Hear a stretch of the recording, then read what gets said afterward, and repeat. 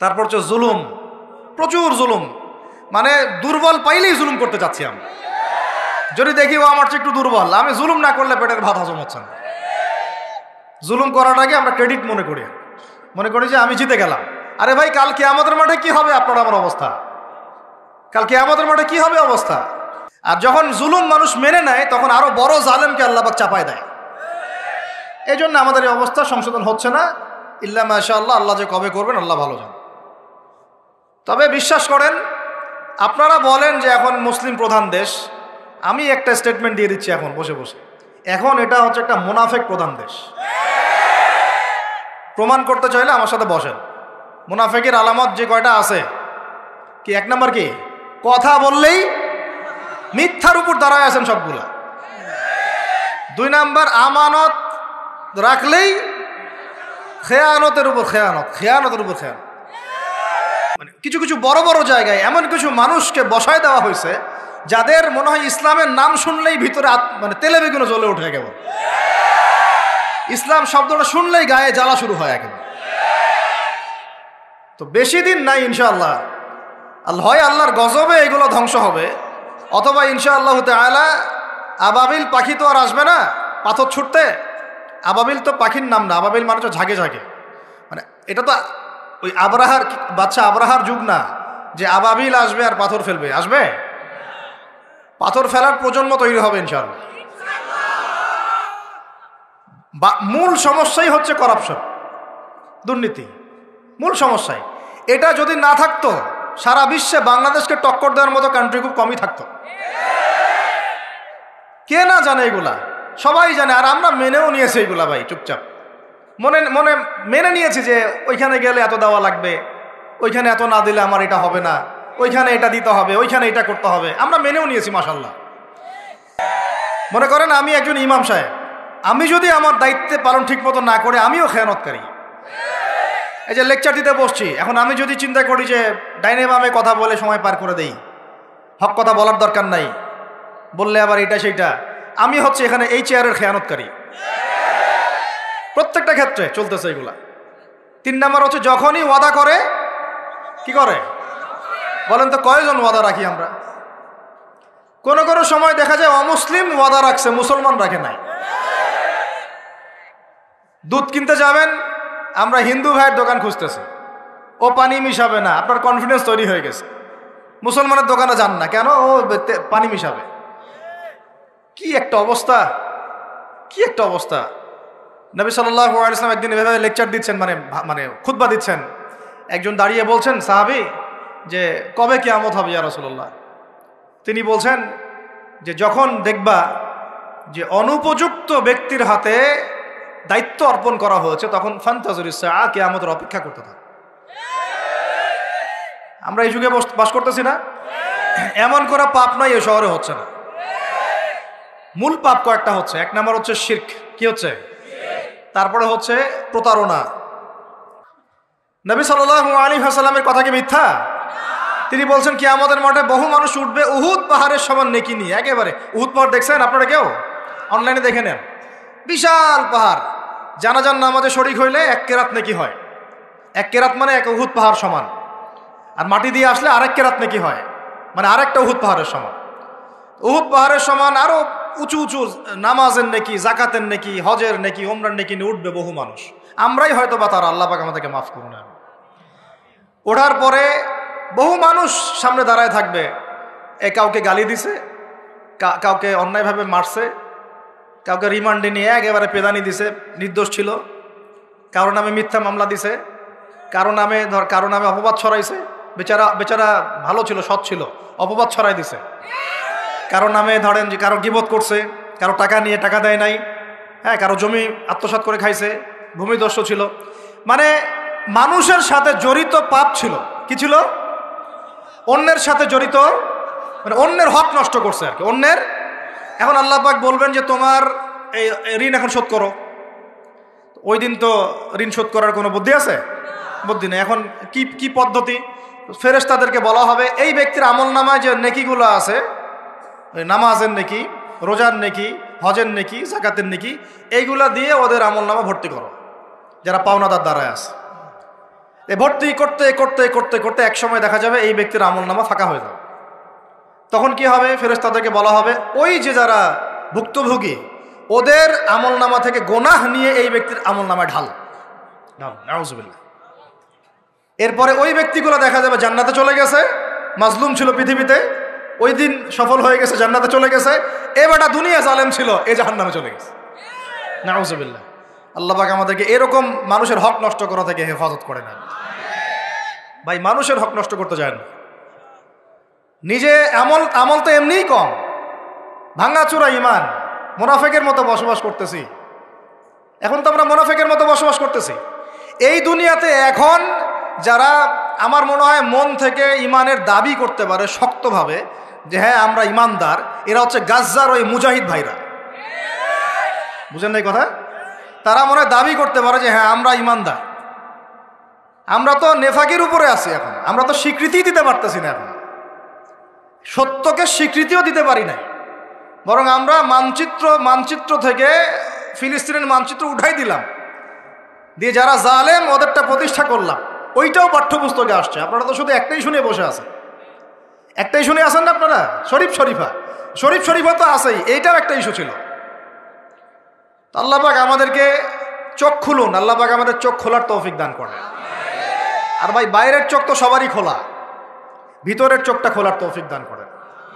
আমি অনেক ভিতরে চলে আসছি, বুঝাইতে চাচ্ছিলাম যে এই বিশ্বে এখন আল্লাহ পাককে সার্বভৌম ক্ষমতার অধিকারী মানা হচ্ছে না। এটা হচ্ছে বৈশ্বিক শিরক। রাজনৈতিক ক্ষেত্রে আমরা আল্লাহর সার্বভৌমত্ব মানছি না, অর্থনৈতিক ক্ষেত্রে আমরা আল্লাহর দেয়া বিধান মানছি না, শিক্ষা ক্ষেত্রে আমরা আল্লাহ পাকের দেয়া শিক্ষানীতি মানছি না, সংস্কৃতির মধ্যে আমরা আল্লাহর সংস্কৃতি মানছি না, ব্যক্তি জীবনে, ইবাদতের জীবনে, পারিবারিক জীবনে, সামাজিক জীবনে আমরা আল্লাহ পাকের সার্বভৌমত্বকে বাদ দিয়ে মানুষের সার্বভৌমত্ব প্রতিষ্ঠা করেছি। আর আমরা তেলাওয়াত করতেছি তাবারাকাল্লাযী বিয়াদিহিল মুলক, আবার পড়তেছি কুলিল্লাহুম্মা মালিকাল মুলক, হে বলুন হে রাজত্বের অধিকারী, তুতিল মুলকা মান তাশা ওয়া তানজিউল মুলকা মিম্মান তাশা। আয়াতটা জানেন না আপনারা? সূরা আলে ইমরানে আছে। তো আমাদের কথা আর বাস্তবতার মধ্যে অনেক ফারাক। আল্লাহ পাক আমাদেরকে কোরআন গভীরভাবে অনুধাবন করার তৌফিক দান করেন। খালি তেলাওয়াত করলেই হবে না ভাই, এর অর্থটা জানতে হবে। অর্থ না জানলে পরে তেলাওয়াত করলে নেকি হবে না, এটা বলি নাই আমি। বলেছি শুধু তেলাওয়াত করলেই পুরো হক আদায় হয় না, শুধু তেলাওয়াত করলেই পুরো হক আদায় হয় না, 100 বার হয় না। আবার বলতেছি শোনেন ভালো করে, তেলাওয়াত করলে প্রত্যেক হরফে 10 নেকি হয়, কিন্তু শুধু তেলাওয়াত করলেই কোরআনের সম্পূর্ণ হক আদায় কোশ্চিনকালেও হয় না। এই যে অর্থগুলো না জানলে আপনি কিভাবে বাস্তবায়ন করবেন, বুঝবেন কিভাবে কি বলেছেন আল্লাহ পাক কোরআনে? এই যে একটা আয়াত নিয়ে এতগুলো কথা বললাম, আপনারা এখন চোখ খুললো যে সারা বিশ্বে আল্লাহর সার্বভৌমত্ব সভরেন্টি নাই। এখন আমরা মানুষেরটা প্রতিষ্ঠা করেছি কিছু কিছু জায়গায়, ইল্লা মাশাআল্লাহ, কিছু কিছু জায়গায় আমরা মেনে নিয়েছি যে আল্লাহ পাকই সার্বভৌমত্ব ক্ষমতার অধিকারী। এখন তো এটা মানুষের হাতে উঠাই দিয়েছেন।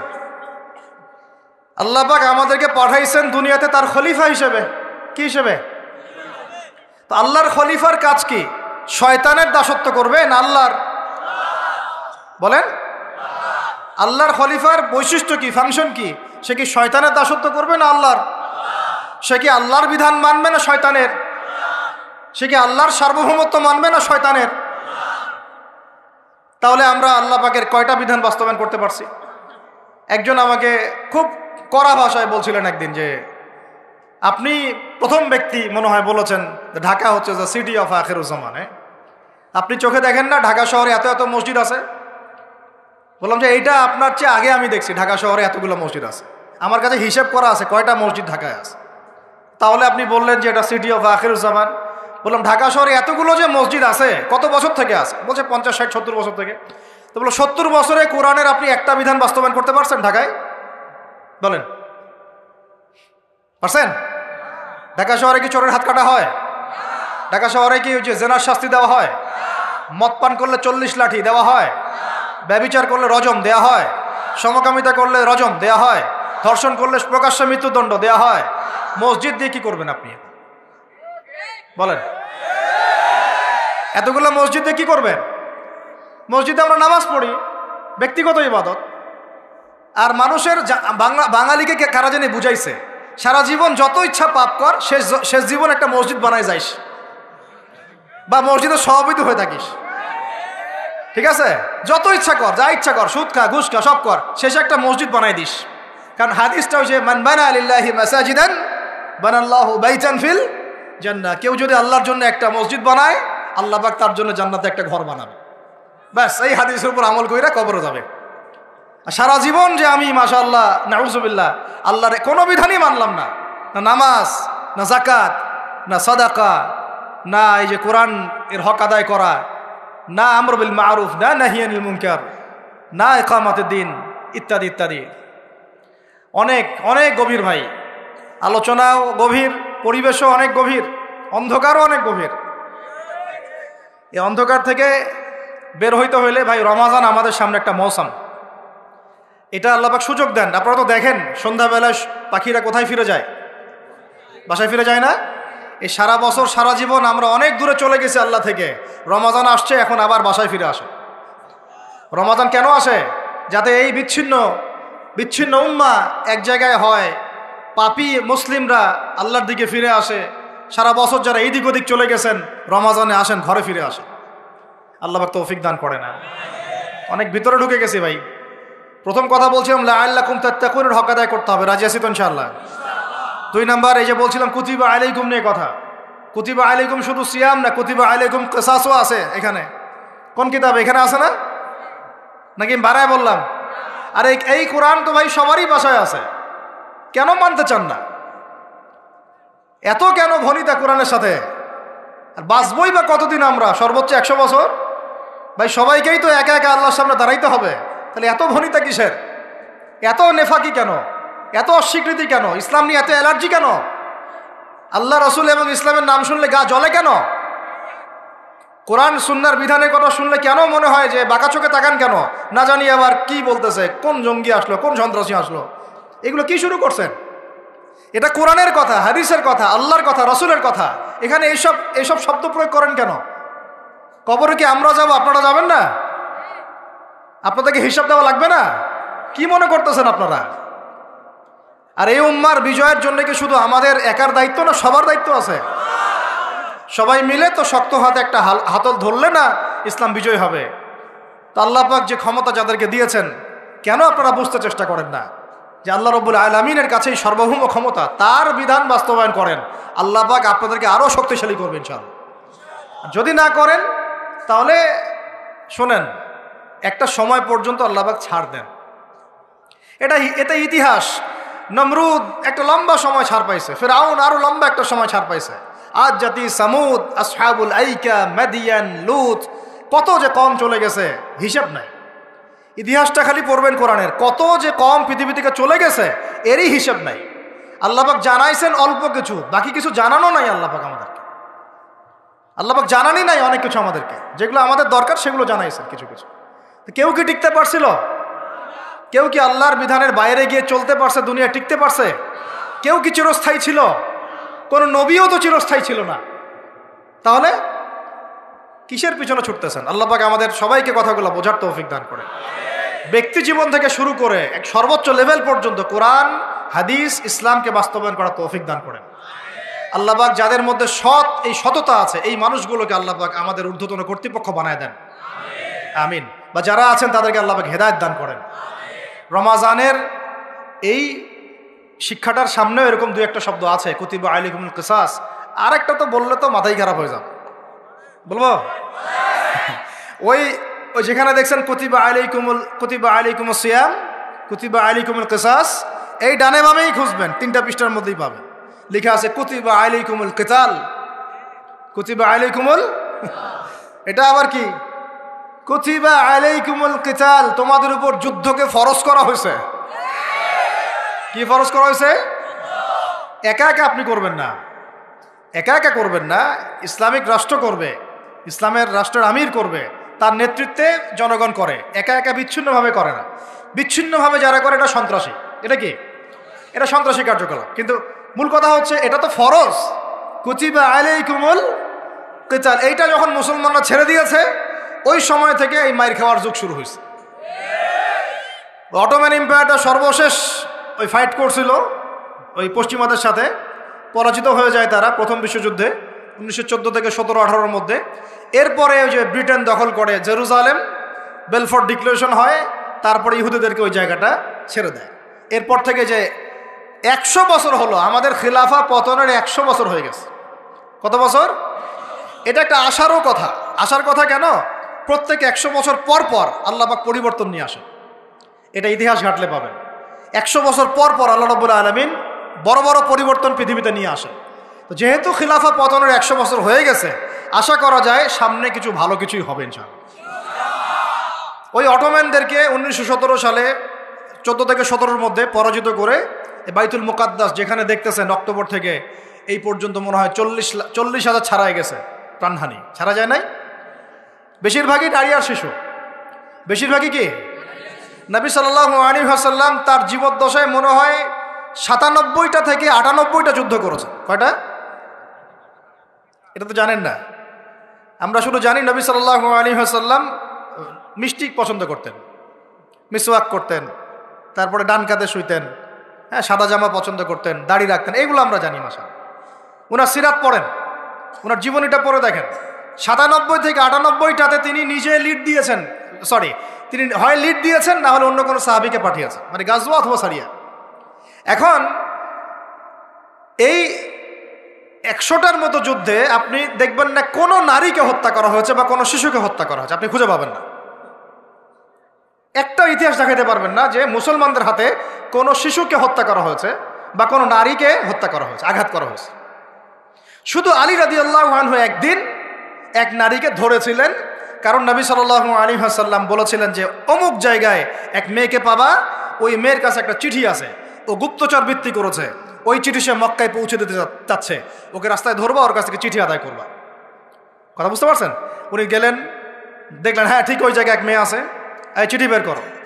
আর নাই, আমার কাছে কোনো চিঠি নাই। তিনি বলছেন যদি চিঠি বের না করো তাহলে কিন্তু প্রয়োজনে একদম সব সার্চ করে চিঠি বের করবো কিন্তু। তো পরে ভয়ে সে চিঠি দিয়ে দিছে। এই একটাই ঘটনা পাওয়া যাচ্ছে যে মেয়েদের সাথে যুদ্ধক্ষেত্রে আচরণ। আর এই পুরো 100টা বা 98টা সারিয়ার গাজওয়ায় নবী সাল্লাল্লাহু আলাইহি ওয়াসাল্লাম সাহাবীদের হাতে একটা শিশুও মানে নিহত হয় নাই, একটা মহিলাও নিহত হয় নাই। যদি কোনো দলিল পান আমাকে জানায়েন, যদি আমার জ্ঞানে কমতি থাকে, আপনারা যদি দলিল পান আমাকে জানায়েন, আমার জানা নাই। আর আপনি দেখতেছেন অক্টোবর থেকে এই যে এটা কি মাস, মার্চ, এই যে 5, 6, 7 মাসের মধ্যে আপনি দেখতেছেন যে 40-42 হাজার মুসলমানকে মারা হচ্ছে, তার মধ্যে বেশিরভাগই নারী আর শিশু। নারী আর শিশু, এগুলো দেখলে তো ঘুম হয় না আমাদের, কিচ্ছু করার নাই, তামাশা দেখতেছি সবাই বসে বসে। আর যাদের করার ছিল এরা বসে খ্যাপসা খায়। কি খায়? ওরা ওই সিনেমা হল উদ্বোধন করে, মদের বার ওপেন করে, হ্যাঁ সুবহানাল্লাহ। পাশে নবী সাল্লাল্লাহু আলাইহি ওয়াসাল্লাম শুয়ে আছে, চিন্তা করেন, সাহাবীরা রাদিয়াল্লাহু আনহুম আজমাইন তারা শুয়ে আছেন। ওখানে গেলে মুমিনদের চোখের পানি ছেড়ে দেয় মানুষ। কি একটা অবস্থা! ওইখানে আল্লাহর ঘর বাইতুল্লাহুল হারাম। অনেকে আবার বলে কি করার আছে আমাদের কিছুই করার নাই। হ্যাঁ, তো ওই জন্য একদিন বলছিলাম তো কিছু করার নাই, তাহলে নেইমারকে নিয়ে এসে ফুটবল খেলাও। ওটাও চলতেছিল। হ্যাঁ, বিভিন্ন বলিউড তারকা, হলিউড তারকা এসে কনসার্ট করতেছে, এগুলা করেন, কিছু করার নাই তো। হ্যাঁ, বেশি না, আপনারা যদি একটু জিও পলিটিক্স পড়েন দেখবেন 10টা, বেশি না 10টা মুসলিম কান্ট্রি যদি একসাথে হয়, 10টা মুসলিম কান্ট্রি যদি একসাথে হয় বা একটা টেবিলে বসতে পারে, এই 10টা মুসলিম কান্ট্রির কাছে যে পরিমাণ সৈন্য আছে, যে পরিমাণ অস্ত্র আছে, যে পরিমাণ জ্বালানি আছে, যে পরিমাণ তেল আছে, আর যে পরিমাণ গ্যাস আছে, আর বাকি কথা নাই বললাম, এই ইসরায়েলের মতো 100টা দেশের সাথে মোকাবেলা করতে পারত। একটা বাচ্চার রক্তের বদলা নেওয়া যাইতো, একটা বোনের ইজ্জতের বদলা নেওয়া যাইতো। শুধু ওই ইমানদার কোন ওমর আল্লাহ পাক এখন আমাদের কাছে দেন নাই। কারণ কেন দেন নাই জানেন? কারণ আমরা তো আর তার সাহাবীদের মতো না। আমরা যদি সাহাবীওয়ালা জিন্দেগি আবার শুরু করি, আল্লাহ পাক ওমর ইবনুল খাত্তাবও পাঠাবেন ইনশাআল্লাহ। বুঝাতে পারতেছি না? আমরা ঠিক না হলে তো আসমান থেকে ফেরেশতা নামবে না ভাই। আর আমরা এই এত দূরে বসে ছোট্ট একটা রাষ্ট্রের মধ্যে আলোচনা করি, কি আলোচনা করি আর কি ফায়দা হয়? কিন্তু আলোচনাগুলো করতেছি আল্লাহর কাছে দায়মুক্ত হওয়ার জন্য, যাতে আপনারা সত্যটা জানেন এবং হকটা বুঝতে চেষ্টা করেন, আপনার পরবর্তী প্রজন্মকে এটা জানান। আল্লাহ চাইতো আমরা না পারলে কি হয়েছে, দেখা যাবে 100 বছর পরে হইলেও আমাদের পরবর্তী প্রজন্মরা ইনশাল্লাহ বাইতুল মুকাদ্দাস উদ্ধার করবে ইনশাল্লাহ। কারণ লিখা তো হয়ে গেছে এটা, তো ওইটা আমাদের হাতে আসতেছে ইনশাল্লাহ। এবং ওইখানে 40 বছর ইসলামিক খেলাফত বাস্তবায়ন না হওয়া পর্যন্ত এই বিশ্বে কিয়ামত হবে না ইনশাল্লাহ। কত বছর? কে করবে? ঈসা আলাইহিস সালাম। কে করবেন? ঈসা আলাইহিস সালাম। তার সাথে সঙ্গ দিবেন ইমামুল মাহদি। এটা হবে সামনে। এখন ওইটা যখন হবে, ওই 40 বছর ইসলামী খেলাফত, তখন তাবারাকাল্লাযী বিয়াদিহিল মুলক, ওই আল্লাহ পাকের যে মুলক, আল্লাহ পাকের সার্বভৌমত্ব, আল্লাহ পাকের সরভেন্টি, আল্লাহ পাকের রাজত্ব, ওইটা সারা বিশ্বে প্রতিষ্ঠা হবে ইনশাআল্লাহ। এখন ওইটা নাই। এখন কি আছে? এখন মুলক হচ্ছে জাতিসংঘের, সব কিছু ওদের হাতে। আর এগুলো গঠনই করা হয়েছিল মুসলমানদের স্বার্থ দমন করে পশ্চিমাদের স্বার্থ উন্নয়নের জন্য। একেবারে খোলামেলা কথা বলো।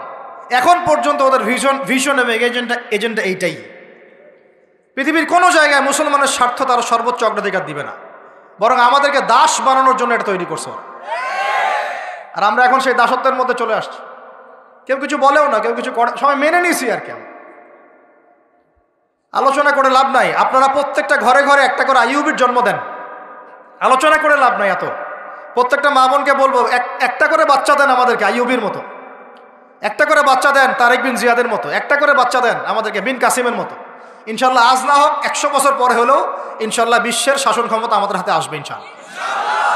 তার আগ পর্যন্ত আমরা কেউ স্বাধীন না। তো এখানে কুতিবা আলাইকুমুস সিয়ামও আছে, কুতিবা আলাইকুমুল কিসাসও আছে, কুতিবা আলাইকুমুল কিতালও আছে। ওইটা ছাড়ার পর থেকে আজকে আমাদের এই অবস্থা হয়েছে। এখন ওইদিকে তো আমরা যাইতে পারবো না, এখন আমাদের শক্তি নাই। অতএব ওই আলোচনা না ফুল স্টপ রাখলাম। এখন এই মাসে আমরা কি আল্লাহর দিকে ফিরে আসতে পারি কিনা? অন্তত যারা নামাজ আমরা কাজা করছি বা অলসতা দেখাচ্ছি, রমজান মাসে 5 ওয়াক্ত পাক্কা নামাজি হইতে পারবো তো ইনশাআল্লাহ? না, ফরজ নামাজের সাথে সাথে সুন্নত আর নফলগুলোর পাবন্দ হইতে পারবো তো ইনশাআল্লাহ? রমজান মাসে দাড়িটা ছাড়তে পারবো তো ইনশাআল্লাহ? পোশাক চেঞ্জ করতে পারবো তো ইনশাআল্লাহ? সুদ ছাড়তে পারবো তো ইনশাআল্লাহ? সমস্ত জেনা ছাড়তে পারবো তো ইনশাআল্লাহ? সমকামিতার এগুলো ধার কাছেও তো যাবো না ইনশাআল্লাহ? মাপে কম দেওয়া ছাড়তে পারবো তো ইনশাআল্লাহ?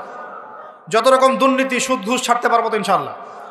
রমজান মাসে আমরা আবার ওই পাখিদের মতো, পাখিরা যেমন ঘরে ফিরে, আমরা আল্লাহর কাছে ফিরবো তো ইনশাআল্লাহ? কয়েকটা কাজ খালি বলে শেষ করে দিচ্ছি। এর পরের আয়াতে আপনি পাবেন, জাস্ট এর পরের আয়াতেই, মানে এগুলো সিকোয়েন্স ওয়াইজ সাজানো হয়েছে। একটু গবেষণা করলে দেখবেন এগুলো আল্লাহ পাক সাজিয়ে দিয়েছেন সুবহানাল্লাহ। মানে একটার সাথে একটা। আমি তুলনাটা এভাবে দেই, আপনারা কি অ্যাস্ট্রোনমি নিয়ে কেউ পড়াশোনা করেছেন? হাত উঠান দেখি কেউ। অ্যাস্ট্রোনমি বোঝেন? জ্যোতির্বিদ্যা কেউ পড়েছেন কখনো? একজনও নাই? আচ্ছা ঠিক আছে, অ্যাস্ট্রোনমির দরকার নাই। ফিজিক্স নিয়ে পড়েছেন কারা কারা? ফিজিক্স, আপনি ফিজিক্স বুঝেন না? পদার্থবিদ্যা কারা কারা পড়েছেন? এই তো মাশাআল্লাহ। আপনারা যদি আকাশের দিকে তাকান, আকাশের মধ্যে তারাদের মধ্যে একটা জ্যামিতিক মিল আছে না? আছে না? ওটা ফিজিক্স যারা পড়েছে তারা বুঝবে, সবাই বুঝবে না। কিন্তু আপনি আপনার মানে কি বলবো, আপনার মাথাই খারাপ হয়ে যাবে যে আসমানে আল্লাহ রাব্বুল আলামিন এত সূক্ষ্মভাবে একটা গাণিতিক ক্যালকুলেশন কিভাবে করেছেন। এটাই প্রমাণ করে যে আল্লাহ রাব্বুল আলামিন ছাড়া কোনো ইলাহ নাই।